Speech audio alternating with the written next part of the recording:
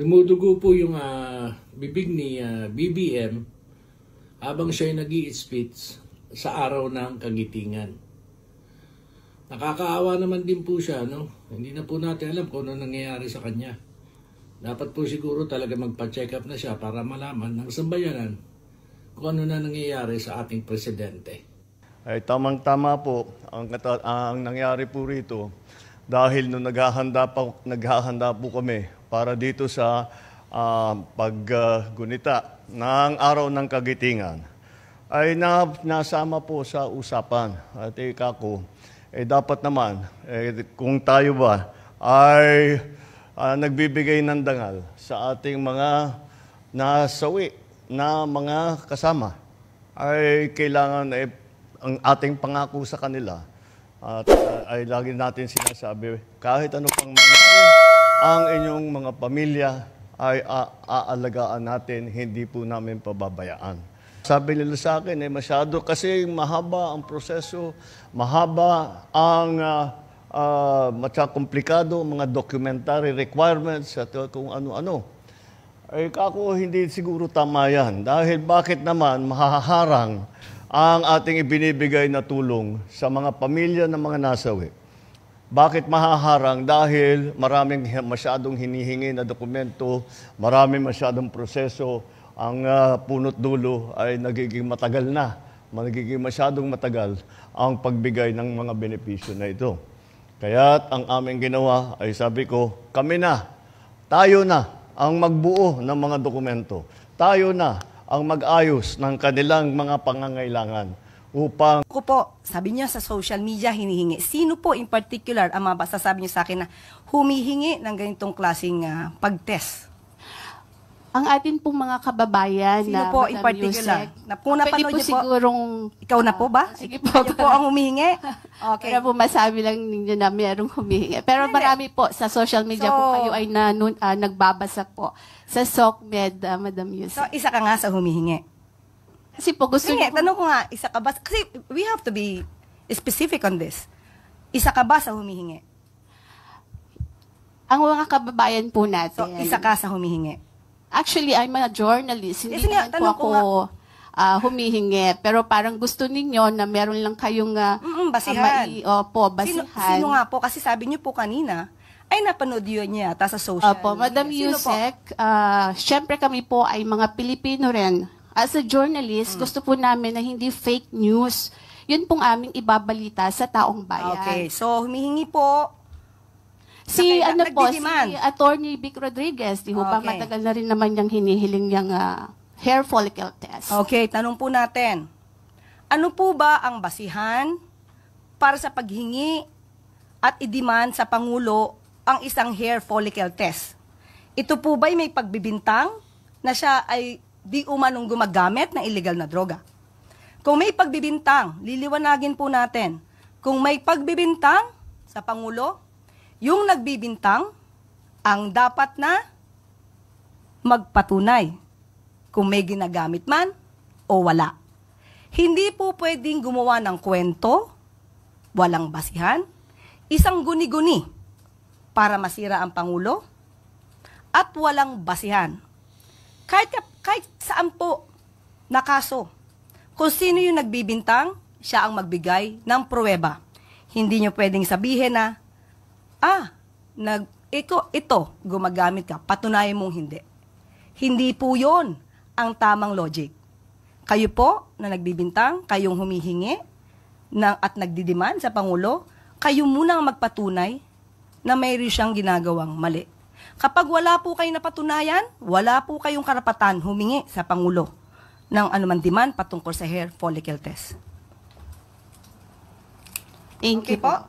Salamat. Bukod dito sa video na napanood na ng lahat, meron pa pong isang tao na positibong nagsabi sa akin na meron pa siyang nakita mismo sa kanyang dalawang mata, 3 pang video kung saan ang Marcos Jr. di umano ay sumisinghot ng powdery white substance. So abangan natin. Magandang araw po sa inyong lahat at magandang araw galing po sa Netherlands. Malamig na naman po ang panahon, bagamat kahapon po ay parang spring na.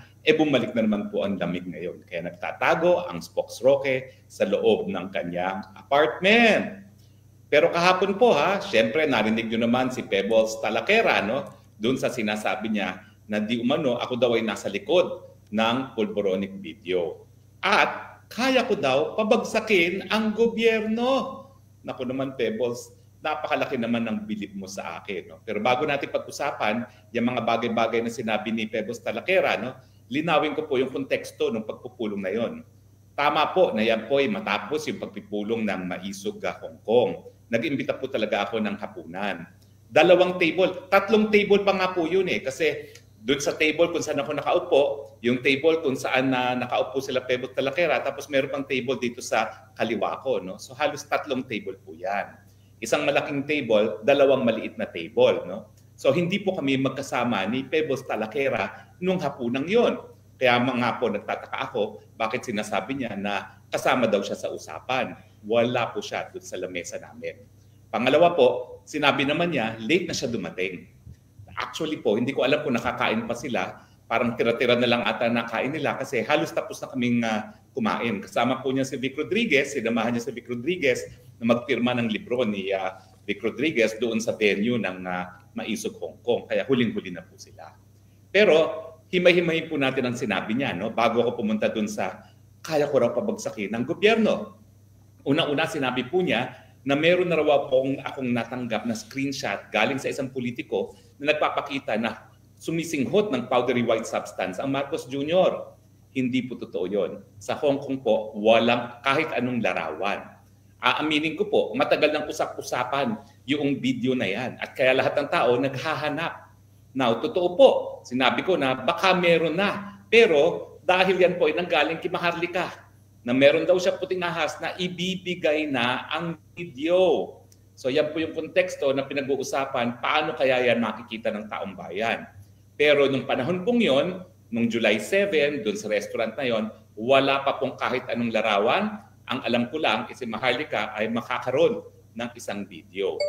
Oo nga pa po, no? Bukod dito sa video na napanood na ng lahat, meron pa pong isang tao na positibong nagsabi sa akin na meron pa siyang nakita mismo sa kanyang 2 mata, 3 pang video kung saan ang Marcos Jr. di umano ay sumisinghot ng powdery white substance. So abangan natin, meron pang 3 yan. Kung ako'y hindi lang nag-a-asylum ngayon sa Netherlands, di ako naghahanap ng 3 video na yan. Pero pakiusap ko dun sa taong nakakita ng 3 video, pwede ba please lang para sa taong bayan, hanapin mo naman yung 3 video na yan, ang makita natin yan. Dahil hit na hit po yan pag yan ay napakita na naman. Now, ang pangalawa po, yung kasinungalingan niya, na nagkaroon daw kami ng premiere sa Vancouver kasama si Maharlika. Ikaw naman, Pebbles, kung ikay magsisinungaling, sana pag-aralan mo kung ano sasabihin mo. Wala po sa Vancouver si Maharlika. Ang premiere po ay doon sa Los Angeles, no? Matapos po ang Vancouver.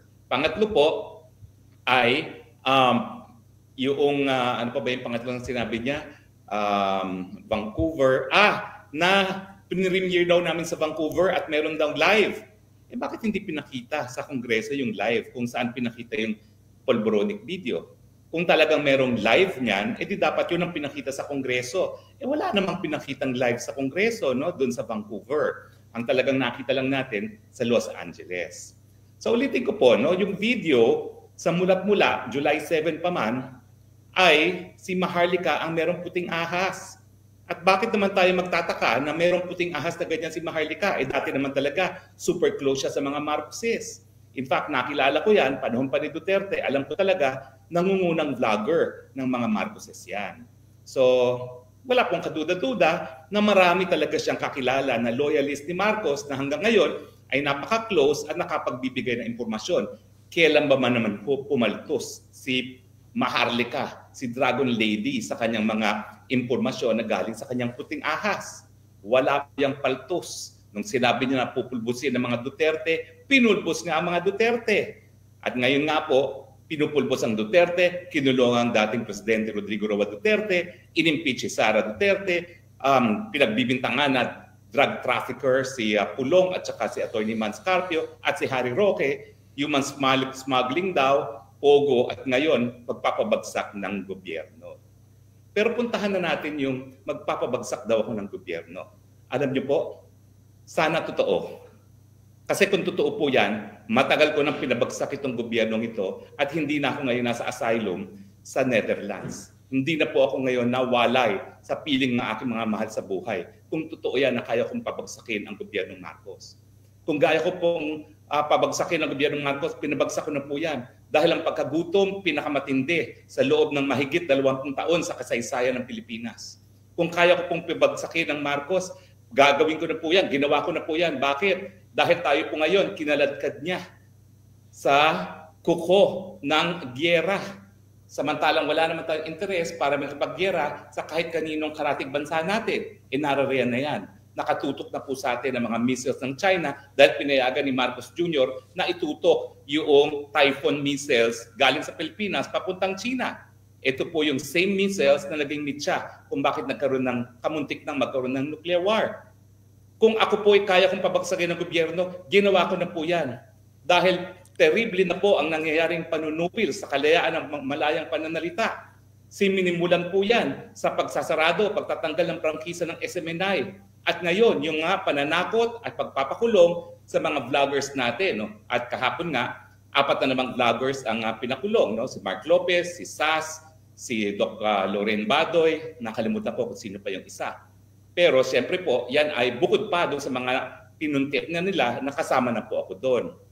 Kung ako po may kapangyarihan mapagbagsak ang ating gobyerno, pinabagsak ko na po yan. Bakit?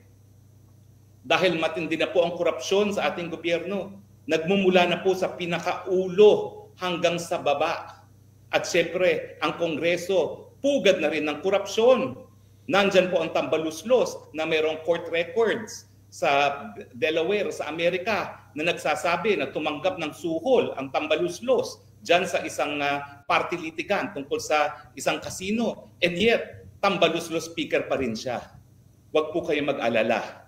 Kung ako talaga ay may kakayahang magpabagsak ng gobyerno, ginawa ko na po yan, full stop. Ang problema, wala nga tayong kakayahan.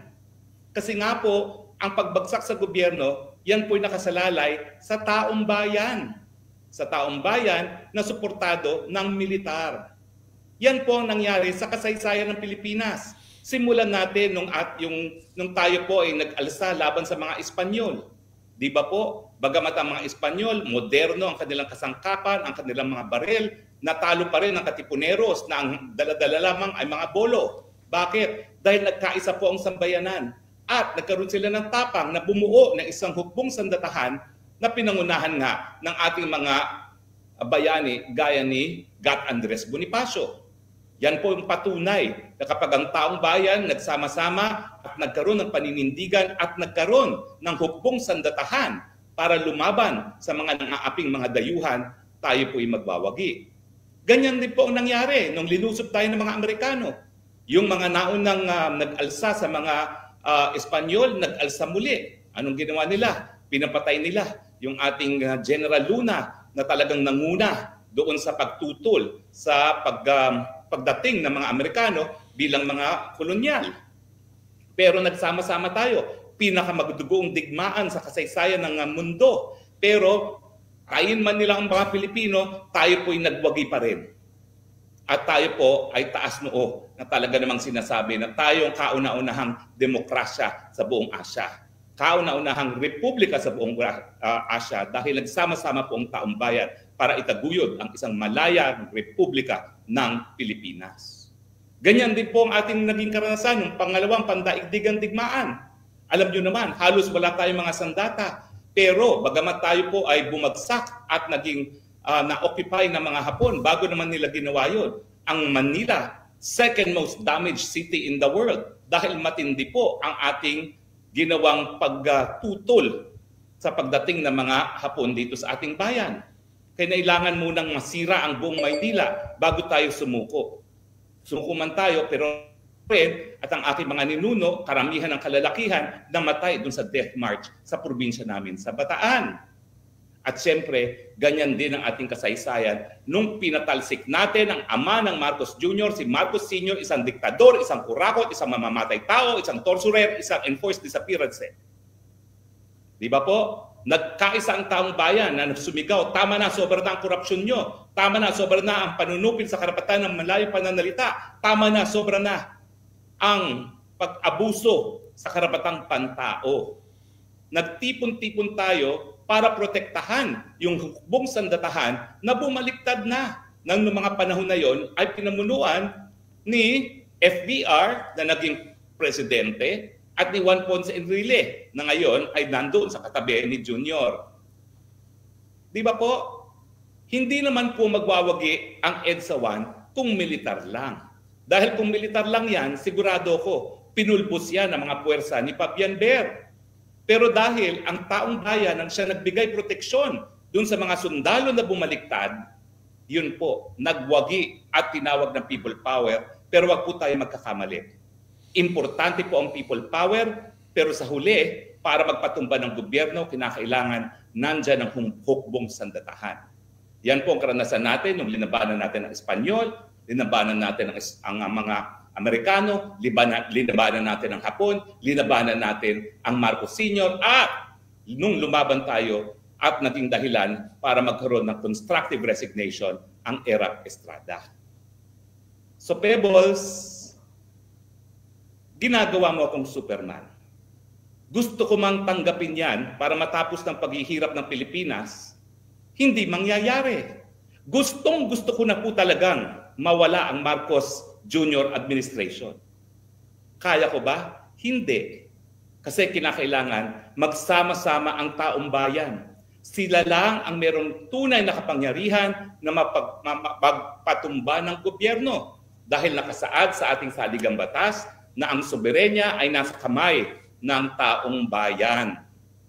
At siyempre, kinakailangan din merong hukbong sandatahan na magpoprotekta sa taong bayan. Gaya ng ginawa ng EDSA 1 at EDSA 2. Ang tanong, nasan nga bang militar na magbibigay proteksyon?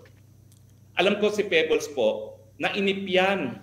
Tapos binabasa pa ako ngayon sa isang sa Facebook na meron silang exchange ni Pebbles.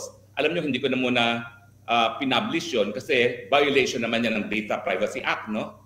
Pero ang sabi doon sa exchange na yon, bumitiw siya kasi hirap na hirap siya sa buhay, humingi siya ng tulong kay BP Sara, hindi siya pinansin ni BP Sara. Kaya tuloy, pumunta siya sa mga Marcoses at binigyan naman siya ng tulong. So in the end, kung totoo naman yung na-publish na yan at mukha naman talagang text messages yan ni Talakera, pera pa rin ang dahilan kung bakit nagbalik-baliktada at bumali-balentong ang ating Pebbles Talakera. Sang-ayon yan doon sa text messages na nabasa ko kanina sa Facebook. No? Yan ang pinakamalinaw na ebidensya. Unless i-deny yan ni Pebbles, madali naman matrace kung talagang sa kanyang galing yung mga text messages na yan. So kahit anong sabihin mo na meron akong kakayahang magpabagsak ng gobyerno, sana nga. I wish to God I had that power nang matapos na ang paghihirap at hinagpis ng sambayanang Pilipino. Pero ang katunayan, wala pong ganyang powers ang Harry Roque. At gaya ng sinabi niya, kaya nga po ako ngayon, nasa abroad, nag-a-asylum. Ang asylum po muli ay isang karapatang pantao na humingi ng saklolo sa ibang bansa kung ikaw ay inaapi sa sarili mong bansa dahil sa iyong mga paniniwala. At yan naman po talaga ang nangyayari sa akin ngayon. Wala naman pong kaduda-duda yan. Wala naman pong ibang dahilan para ako'y habulin ng Marcos administration kung hindi dahil sa aking anghang na salita, ang aking mga isinusulat, ang aking mga vlogs, at ngayon po yung pagbibintang na ako daw ang promotor sa likod ng Pulubronic video na nagbigay patunay naman sa marami at nagkumbinsi sa marami na merong katotohanan. Ang nauna ng sinabi ni PRRD at ni Agent Morales na talagang gumamit ang Marcos Jr. ng droga. Hindi po yan conclusive, pero alam mo sa batas, ang tawag dyan is yung totality of evidence. Meron talagang basihan para paniwalaan natin na talagang wala sa tamang pag-iisip ang ating presidente. Kaya nga po ang tanging solusyon dyan ay magpa-hair follicle test. Yan pong siyensya ang magbibigay, ang magpapasinungalingan doon sa paratang na gumagamit siya na pinagbabawal na droga na hanggang ngayon Hindi niya ginagawa. At ang tanong, bakit ayaw magpa-hair follicle test? Kasi ang hair follicle test po, hindi yan magsisinungaling. Diba po? Pero ang hamon po, para mamatay na itong issue nito, at thank you Talakera, thank you Tridor Committee, binuhay nyo ang pulboronic video. Mga Pilipino, kung di nyo pa napapanood, panoorin nyo, kayo maghusga. Totoo ba yan o hindi? Makikita ng inyong dalawang mata yan.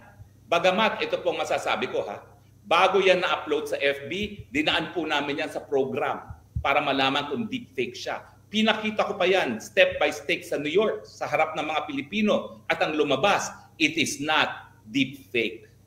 May dalawa pa pong kumpanya na nag-authenticate niyan. Isang dayuhang bansa na ayaw lang magbigay ng anything in writing now kasi gobyerno sila at maapektuhan ang relasyon ng Pilipinas at ng bansang yon at yung American expert ni Maharlika. Paano naman kasi sasabihin ng PNP, paano sasabihin ng NBI na hindi deepfake ang video na yan? Kapag sinabi nila yan, di parang sinabi nila sa buong daigdig at sa Pilipinas na adik ang presidente. Gagawin ba yan ng PNP? Gagawin ba yan ng NBI? Hindi, habang sila po ay nasa ilalim ng ehekutibo. Di ba? Kaya nga po, dyan papasok yung mga expert witnesses.